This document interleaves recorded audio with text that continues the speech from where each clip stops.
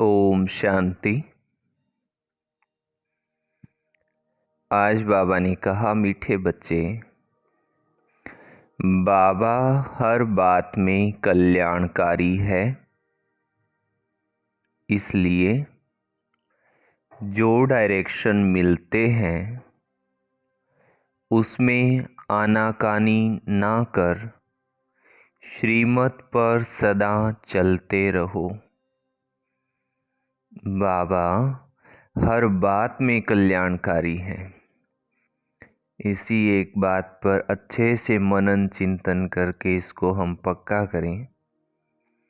बाबा से जो आदेश डायरेक्शन हमें मिलते, हमें सहज सहर्ष स्वीकार करना है। श्रीमत पर सदैव ही चलते रहना है। आज की वाणी से प्रश्न है, नोधा भक्ति और नोधा पढ़ाई दोनों से जो प्राप्तियां होती है उसमें क्या अंतर है? उत्तर है, नोधा भक्ति से सिर्फ साक्षात्कार होता है। जैसे श्री कृष्ण के भक्त होंगे तो उन्हें श्री कृष्ण का साक्षात्कार होगा। रास आदि करेंगे,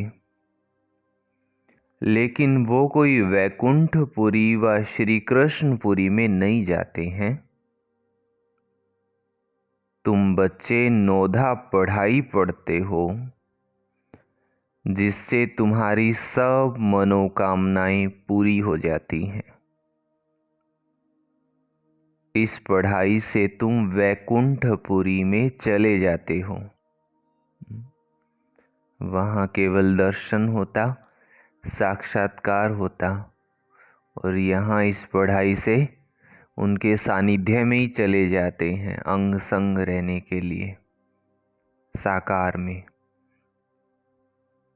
गीत है, आज नहीं तो कल बिखरेंगे ये बादल। ओम शांति। फिर से बोलो, ओम शांति। हाँ, ये किसने कहा कि घर चल? किसी का बच्चा रूठकर चला जाता है तो मित्र संबंधी आदि उनके पिछाड़ी जाते हैं, कहते हैं क्यों रूठे हो, अब चलो घर। ये भी बेहद का बाबा आकर सब बच्चों को कहते हैं, बाबा भी है, दादा भी है, जिस्मानी भी है तो रूहानी भी है। कहते हैं, हे बच्चों, अब घर चलो, रात पूरी हुई है, अब दिन होता है। ये हो गई ज्ञान की बातें। ब्रह्मा का दिन और ब्रह्मा की रात, ये किसने समझाया? बाबा बैठ ब्रह्मा और ब्रह्मा कुमार कुमारियों को समझाते हैं। आधा कल्प है रात, अर्थात पतित पावन रावण राज्य अथवा भ्रष्टाचारी राज्य। पतित रावण राज्य अथवा भ्रष्टाचारी राज्य, क्योंकि आसुरी मत पर चलते हैं। अब तुम चलते हो कौन सी मत पर?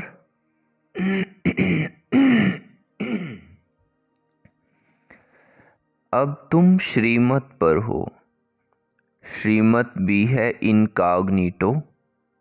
हम जानते हैं बाबा खुद आते हैं, उनका रूप अलग है, रावण का रूप अलग है। उनको 5 विकार रूपी रावण कहा जाता है। अभी रावण राज्य खलास होगा, फिर राम राज्य होगा। अभी रावण राज्य खलास होगा, फिर ईश्वरीय राज्य होगा। राम राज्य कहते हैं ना, सीता के राम को नहीं जपते हैं, माला में राम राम जपते हैं ना, वो परमात्मा को याद करते हैं। राम राम जपते वो मालिक की याद में, मालिक को भी राम कहते हैं ना। एक राम दशरथ का बेटा, दूजा राम घट घट में लेटा, तीजा राम सकल पसारा, चौथा राम जगत से न्यारा, ऐसा कहते हैं। कोई चोला छोड़ के जाता है तब भी क्या कहते हैं, राम नाम सत्य है। माना कौन से राम का नाम सत्य है, जो जगत से न्यारा है उसका। तो परमात्मा को याद करते हैं, जो सर्व का सद्गति दाता है, उनको ही जपते रहते हैं। राम माना गॉड। माला जब जपते हैं तो कभी कोई व्यक्ति को याद नहीं करेंगे, उनकी बुद्धि में दूसरा कोई आएगा ही नहीं। तो अब बाबा समझाते हैं, रात पूरी हुई, ये है कर्म क्षेत्र, स्टेज, जहाँ हम आत्माएं शरीर धारण कर पार्ट बजाती हैं। 84 जन्मों का पार्ट बजाना है, फिर उसमें वर्ण भी दिखाते हैं, क्योंकि 84 जन्मों का हिसाब भी चाहिए ना। किस किस जन्म में, किस कुल में, किस वर्ण में आते हैं, इसलिए ही विराट रूप भी दिखाया है। पहले पहले है ब्राह्मण। सिर्फ सतयुगी सूर्यवंशी में 84 जन्म हो न सके, ब्राह्मण कुल में भी 84 जन्म नहीं होते हैं। 84 जन्म तो भिन्न भिन्न नाम, रूप, देश, काल में होते हैं। सतयुग सतो प्रधान से फिर कलयुग तमो प्रधान में जरूर आना है। उनका भी टाइम दिया जाता है। मनुष्य 84 जन्म कैसे लेते हैं, ये भी समझने की बातें हैं। मनुष्य तो समझ नहीं सकते, तब तो बाबा आते हैं। तुम अपने 84 जन्मों को नहीं जानते हो, मैं बतलाता हूँ। बाबा समझते हैं, ड्रामानुसार सब भूलना जरूर है। अभी ये है कौन सा युग? अभी कौन सा युग चल रहा है? दोनों ही बातें बोलेंगे, कोई संगम युग, कोई कलयुग कहेगा, परंतु बाबा कहते अभी ये संगम युग है। दुनिया तो कहती है कलयुग अभी छोटा बच्चा है। इसको कहा जाता है अज्ञान, घोर अंधियारा। जैसे ड्रामा के एक्टर्स को मालूम होता है कि अभी नाटक पूरा होने में 10 मिनट हैं, ये भी चेतन ड्रामा है। ये कब पूरा होता है मनुष्य नहीं जानते। मनुष्य तो घोर अंधियारे में है। बाबा कहते हैं, गुरु गोसाई, वेद शास्त्र, जप तप आदि से मैं नहीं मिलता हूँ। ये है भक्ति मार्ग की सामग्री। मैं तो अपने समय पर आता हूँ, जब रात से दिन बनाना है, अथवा अनेक धर्मों का विनाश कर एक धर्म की स्थापना करनी है। जब सृष्टि चक्र पूरा हो तब तो मैं स्वर्ग की स्थापना करूं। झट से बादशाही शुरू होती है, तुम जानते हो। हम फिर कोई राजाओं के पास जन्म लेते हैं, फिर आहिस्ते आहिस्ते नई दुनिया बन जाती है। सब कुछ नया बनाना पड़ता है। बाबा ने समझाया है, आत्मा में पढ़ाई के संस्कार व कर्म करने के संस्कार रहते हैं। अब तुम बच्चों को आत्म अभिमानी बनना चाहिए। क्या बनना चाहिए? आत्म अभिमानी, फिर से बोलो, बोलते ही नहीं है तो बनेंगे क्या? क्या बनना चाहिए? आत्म अभिमानी बनना चाहिए। मनुष्य है सब देह अभिमानी। जब आत्म अभिमानी बने तब परमात्मा को याद कर सकें। कब याद कर सकें बाबा को?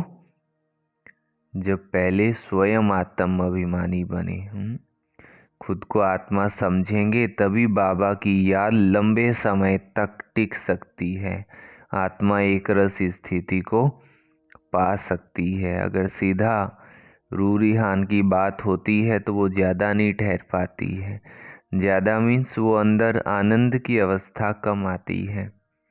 क्या व्यक्त मुरली में बाबा ने कहा था, सर्वप्रथम बिंदु रूप बीज रूप स्थिति का अभ्यास हो।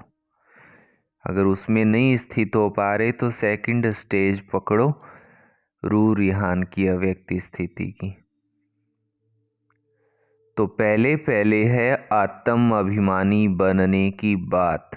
कहते भी सब हैं कि हम जीवात्मा हैं। ये भी कहते हैं आत्मा अविनाशी है, ये शरीर विनाशी है। आत्मा एक शरीर छोड़ दूसरा लेती है, इतना भी कहते हैं, परंतु इस पर चलते नहीं हैं। अभी तुम जानते हो आत्मा निराकारी दुनिया से आती है, उसमें अविनाशी पार्ट है। ये बाबा बैठ समझाते हैं। पुनर्जन्म लेते हैं, ड्रामा तो हूबहू रिपीट होता है। फिर क्राइस्ट आदि सबको आना पड़ेगा, अपने अपने समय पर आकर धर्म स्थापन करते हैं। तुम्हारा अभी है संगम युगी ब्राह्मणों का धर्म, वो है पुजारी ब्राह्मण और तुम हो पूज्य। परंतु तुम कभी पूजा नहीं करेंगे, मनुष्य तो पूजा करेंगे। तो बाबा समझाते हैं ये कितनी बड़ी पढ़ाई है, कितनी धारणा करनी पड़ती है। विस्तार से धारणा करने में नंबरवार है। नटशेल में तो समझते हैं बाबा रचता और ये उनकी रचना है। अच्छा, ये तो समझते हो ना बाबा है। बाबा को सब भक्त याद करते हैं, भक्त भी हैं, बच्चे भी हैं। भक्त बाबा कह पुकारते हैं। अगर भक्त भगवान है फिर बाबा कह किसको पुकारते हैं, ये भी नहीं समझते हैं। अपने को भगवान समझ बैठ जाते हैं। बाबा कहते हैं ड्रामा अनुसार जब ऐसी हालत होती है, भारत बिल्कुल ही लास्ट खाते में चला जाता है, तब बाबा आते हैं। भारत जब पुराना हो तब फिर नया बने। नया भारत जब था तो और कोई धर्म नहीं था, उसको स्वर्ग कहा जाता है। अभी पुराना भारत है, इसको नरक कहेंगे। वहाँ पूज्य थे, अब पुजारी हैं। पूज्य और पुजारी का फर्क तो बता दिया है। हम आत्मा सो पूज्य, फिर हम आत्मा सो पुजारी। हम सो ज्ञानी तू आत्मा, और हम आत्मा पुजारी तू आत्मा। आप ही पूज्य, आप ही पुजारी। भगवान को नहीं कहेंगे, लक्ष्मी नारायण को कहेंगे। तो ये बुद्धि में आना चाहिए कि वो कैसे पूज्य से पुजारी बनते हैं। बाबा कहते हैं कल्प पहले भी मैंने ऐसे ही ज्ञान दिया था, कल्प कल्प ज्ञान देता हूँ। मैं आता ही हूँ कल्प के संगम युग पर। हाँ, मेरा नाम ही पतित पावन है। जब सारी दुनिया पतित होती है तब मैं आता हूँ। देखो ये झाड़ है, इसमें ब्रह्मा ऊपर में खड़ा है, पहले आदि में दिखाते हैं, अभी सब पिछाड़ी में है। जैसे ब्रह्मा पिछाड़ी में प्रत्यक्ष हुआ है, वैसे वो भी पिछाड़ी में आएंगे। जैसे क्राइस्ट है तो वो फिर अंत में आएंगे, परंतु हम पिछाड़ी या ना डाल के अंत में उनका चित्र दे नहीं सकते, समझा सकते हैं। जैसे ये देवी देवता धर्म की स्थापना करने वाला प्रजापिता ब्रह्मा है, अभी कल्प का अभी झाड़ के अंत में खड़ा है। क्राइस्ट भी क्रिश्चियन धर्म का प्रजापिता है ना। जैसे ये प्रजापिता ब्रह्मा, वैसे वो प्रजापिता क्राइस्ट, प्रजापिता बुद्ध, ये सब धर्म की स्थापना करने वाले हैं। सन्यासियों का शंकराचार्य उनको भी पिता कहेंगे। वो गुरु कहते हैं, कहेंगे हमारा गुरु शंकराचार्य था। तो ये जो डाल के आदि में खड़े हैं वो फिर जन्म लेते लेते अंत में आते हैं। अभी सब तमो प्रधान स्टेज में है, ये भी आकर समझेंगे। पिछाड़ी में सलाम करने आएंगे जरूर। उनको भी कहेंगे बेहद के बाबा को याद करो। बेहद का बाबा सबके लिए कहते हैं, देह सहित देह के सब संबंधों को छोड़ो। ये ज्ञान हर एक धर्म वाले के लिए है।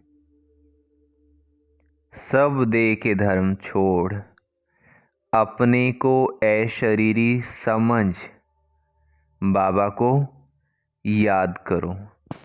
पहला काम, सब देह के धर्म छोड़ अपने को अशरीरी समझ एक बाबा को याद करो।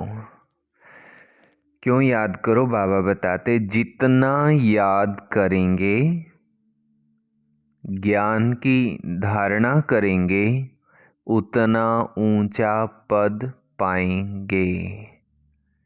कल पहले जिसने जितना ज्ञान लिया होगा उतना जरूर आकर लेंगे। तुम बच्चों को कितना फख्र माना नशा रहना चाहिए। हम विश्व के रचयिता बाबा के बच्चे हैं। किसके बच्चे हैं? मुख से बोलो, इतनी बड़ी बात बाबा बोलते हैं, हम हैं विश्व के रचयिता बाबा के बच्चे। बाबा हमको विश्व का मालिक बनाते हैं, राजयोग सिखला रहे हैं। कितनी सहज बात है, परंतु चलते चलते थोड़ी सी बात में संशय आ जाता है। इसको ही माया का तूफान व परीक्षा कहा जाता है। ये तो बाबा कहते ही हैं, गृहस्थ व्यवहार में रहना है, सबको घर बार छुड़ा दूं तो सब यहाँ बैठ जाएं। व्यवहार में भी पास करना है, फिर समय पर सेवा में लग जाएंगे। जिन्होंने धंधे आदि को छोड़ा है, उन्हों को फिर सेवा में लगाते हैं, तो कोई बिगड़ पड़ते हैं। कोई तो समझते हैं श्रीमत में ही कल्याण है, श्रीमत पर जरूर चलना ही है। डायरेक्शन मिला, उसमें फिर आनाकानी नहीं करनी चाहिए। बाबा हर बात में कल्याणकारी है। माया बड़ी चंचल है।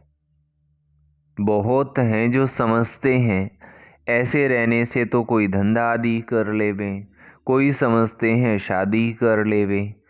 बुद्धि जो है ना वो चक्कर खाती रहती है, फिर पढ़ाई को छोड़ देते हैं।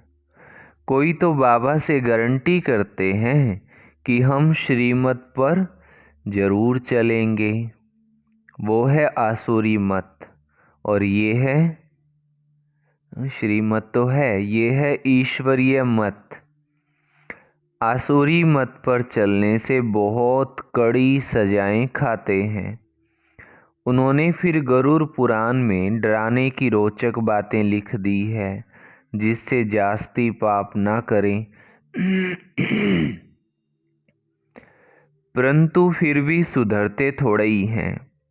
ये सब बाबा समझाते हैं। ज्ञान का सागर कोई मनुष्य नहीं हो सकता। ज्ञान का सागर नॉलेजफुल बाबा समझा रहे हैं।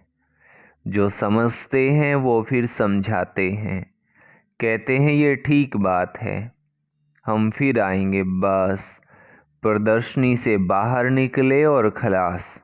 यहाँ सुना बहुत अच्छा, बाहर निकले ओम शांति। बस इतना ही समझते हैं, भूल जाते हैं। हाँ, कोई 2-3 भी निकले तो भी अच्छा है।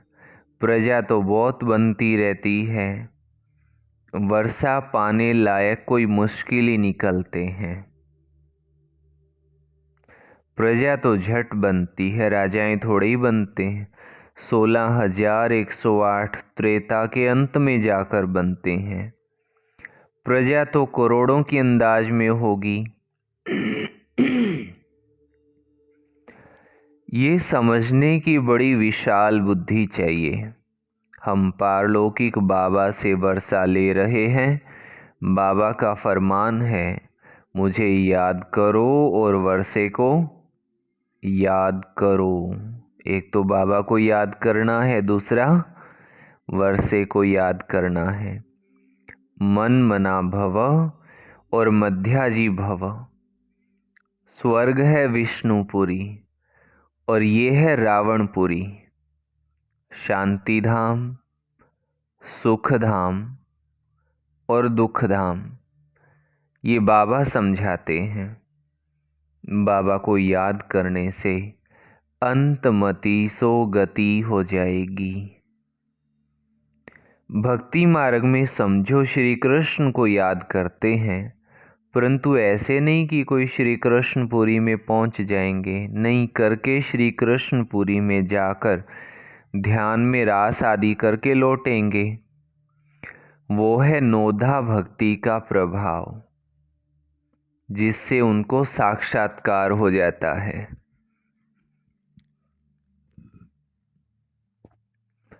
मनोकामना पूरी होती है। बाकी सतयुग तो सतयुग है, वहाँ जाने के लिए फिर नोधा पढ़ाई चाहिए, नोधा भक्ति नहीं। पढ़ते रहो, मुरली जरूर पढ़नी चाहिए। क्या करना है? हाँ, सेंटर में जरूर जाना है। फ़ोन पर मुरली सुनने वाले जो जा सकते हैं उनको सेंटर पर जरूर जाना है, उसमें बहाना नहीं देना। नहीं तो मुरली लेकर घर में जरूर पढ़ो। कोई को कहा जाता है सेंटर जाओ, हर एक के लिए अलग अलग है। हर एक के लिए ये बात अलग अलग है। एक बारी ये ब्रजमोहन भाई साहब ने बात बताई थी शायद। आदरणीय रमेश भ्राता जी ने बाबा से पूछा था कि बाबा ऐसे बड़े बड़े ऑफिसर्स होते हैं और वो चाय के लिए बोलते हैं, तो क्या मैं चाय पी सकता हूँ? तो बाबा ने कहा, बच्चे ज़रूर पियो, ये भी सेवा है। सेवा क्यों है? बड़े बड़े VIPs हैं, उनके पास बैठ करके पीते हैं, दो ज्ञान की बातें करते हैं, तो उनको भी पता चले कि परमात्मा का अवतरण हो चुका है। ब्रजमोहन भाई साहब पास में थे, उन्होंने भी पूछा, उनको लगा बाबा ने हाँ किया है, तो वो ये किस्सा बड़ा रोचक तरीके से सुनाते हैं हंसते हंसते। उन्होंने कहा, मुझे लगा कि बाबा ने हाँ किया है तो मैं भी पूछ लूँ। तो मैंने भी पूछा, बाबा मुझे भी चाय पीनी पड़ती है, तो मैं पी सकता हूँ? तो कहते, मुझे तो ये था कि बाबा हाँ करेंगे, परंतु बाबा ने मना किया। कहते, नहीं बच्चे, बिल्कुल नहीं पीनी चाहिए, ये तो बिल्कुल ईश्वरीय कायदा नहीं है। वंडरफुल बाबा की बातें हैं। हर एक के लिए बाबा अलग अलग राय देते हैं, तो जो सेंटर जा सकते हैं वो ज़रूर जाएं। कोई कोई तो ऐसे भी होंगे जो सेंटर के आगे से भी निकलते होंगे दिन में, पर आश्रम में नहीं जा पाते हैं। भी वंडरफुल, विधि का विधान कहो या कर्मों का हिसाब कहो, परंतु हमें जाना चाहिए सबके लिए एक बात नहीं हो सकती। ऐसे नहीं बाबा कहते हैं दृष्टि देकर खाओ तो बस, परंतु बाबा कहते हैं लाचारी हालत में और कुछ नहीं कर सकते हो तो दृष्टि देकर खाओ। बाकी सबके लिए थोड़े ही बाबा कहेंगे। जैसे बाबा कोई को कहते हैं सिनेमा में भले जाओ, परंतु ये सबके लिए तो बाबा नहीं कहते हैं। कोई के साथ जाना पड़ता है तो उनको भी ज्ञान देना है। ये हद का नाटक है, ये बेहद का नाटक है। ऐसा ज्ञान देना है कि ये तो छोटी फिल्म है और ये पूरी दुनिया में बड़ी फिल्म चल रही है, तो सेवा करनी पड़े। ऐसे नहीं सिर्फ देखने के लिए जाना है, शमशान में भी जाकर सेवा करनी है। अच्छा, मीठे मीठे सिकी लधे बच्चों प्रति माता पिता बाप दादा का याद प्यार और गुड मॉर्निंग। रूहानी बाप की रूहानी बच्चों को नमस्ते। हम रूहानी बच्चों की रूहानी माता पिता बाप दादा को याद प्यार, गुड मॉर्निंग और नमस्ते। धारणा के लिए मुख्य सार का पहला पॉइंट, बाबा की हर बात में कल्याण है। बाबा की हर बात में, बाबा की, दादियों की, दीदियों की, निमित्त आत्माओं की हर बात में कल्याण है। ये समझ निश्चय बुद्धि होकर चलना है। कैसे होकर चलना? निश्चय बुद्धि, कभी भी संशय में नहीं आना है। कभी भी संशय में, हाँ, श्रीमत को यथार्थ रीति समझना है। श्रीमत को यथार्थ रीति समझना है। सेकंड पॉइंट है, आत्म अभिमानी रहने का अभ्यास करना है। कौन सा अभ्यास? आत्म अभिमानी रहने का। ड्रामा में हर एक एक्टर का अनादि पार्ट है, इसलिए साक्षी हो देखने का अभ्यास करना है। वरदान दिया बाबा ने, सदा सेफ्टी की लकीर के अंदर परमात्म छत्र छाया का अनुभव करने वाले मायाजीत भव। बाबा और आप, यही सुरक्षा की लकीर है। ये लकीर ही परमात्म छत्र छाया है। जो इस छत्र छाया की लकीर के अंदर है, उनके पास माया आने की हिम्मत भी नहीं रख सकती। फिर मेहनत क्या होती, रुकावट क्या होती, विघ्न क्या होता है, इन बातों में अविद्या हो जाएगी। सदा सेफ रहेंगे, बाबा के दिल में समाये रहेंगे। यही सबसे सहज और तीव्र गति में जाने का व मायाजीत बनने का पुरुषार्थ है। स्लोगन है आज की वाणी से, दिव्य गुणों के सर्व अलंकारों से सजे सजाए रहो। कैसे सजे रहो? दिव्य गुणों के सर्व अलंकारों से सजे सजाए रहो, तो अहंकार आ नहीं सकता। तो अहंकार आ नहीं सकता। अच्छा, ओम शांति। ये थी बाबा की आज की मुरली और आज का स्वमान है, मैं विश्व कल्याणकारी आत्मा हूँ। कौन सी आत्मा हूँ? विश्व कल्याणकारी आत्मा हूँ। तो सभी भाई बहनें, मुरली सुनने वाले, कमेंट बॉक्स में अपनी अटेंडेंस ज़रूर लगाना। अच्छा, सभी को प्रेम सहित ओम शांति जी।